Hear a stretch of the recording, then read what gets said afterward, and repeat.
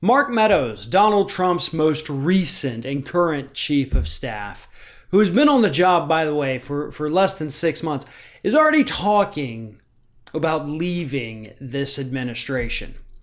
Now, we had reported in the past, when the reports first came out, that Mark Meadows had been reduced to tears on at least one occasion, possibly more occasions, in his early days in this administration, because when he took the job, he thought it was going to be easy. He thought it was going to be a piece of cake, that he was going to be able to step in where these other people, Reince Priebus, John Kelly, Mick Mulvaney, had been before him, and suddenly everything was going to fall into line.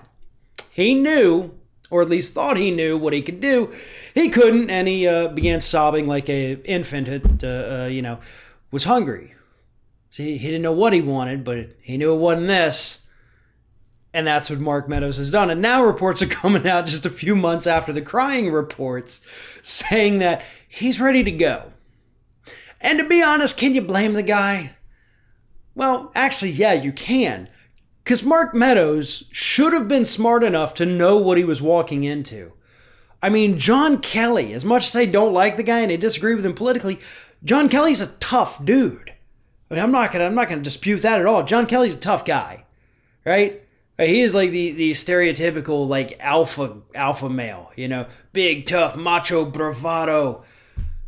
This dude couldn't handle it. Several times, as reported, almost got into fights. So if he can't handle this guy, if he thought, you know what, to hell with this, I can't control them. Yeah, what the hell did you think you were going to do, Mark? You really thought you were going to be able to come in here where these three men before you had failed and suddenly you, Mark frickin' Meadows, was going to whip them all up into shape? Really, what's your secret, Mark? What kind of leadership history do you have that would have even made you think for a second that this was something you would be capable of? The answer is you had nothing. You had nothing other than your own arrogance.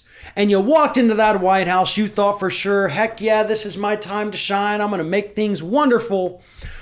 And you just started crying because you couldn't. Now, I feel sorry for you on that front, bud. I really do.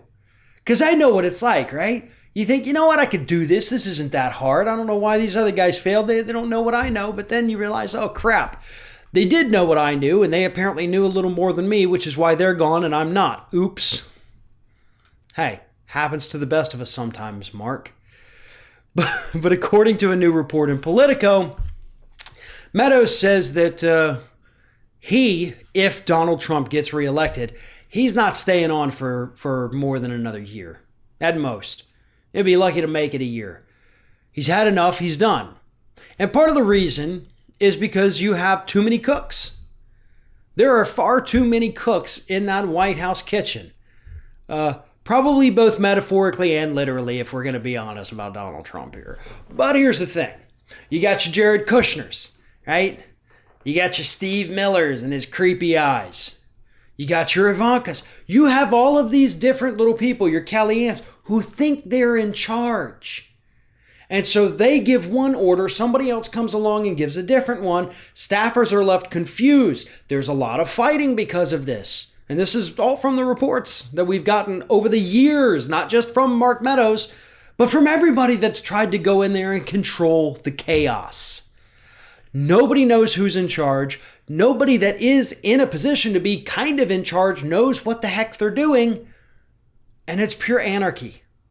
And that anarchy is reflected in the policies and the decision-making process coming from that White House.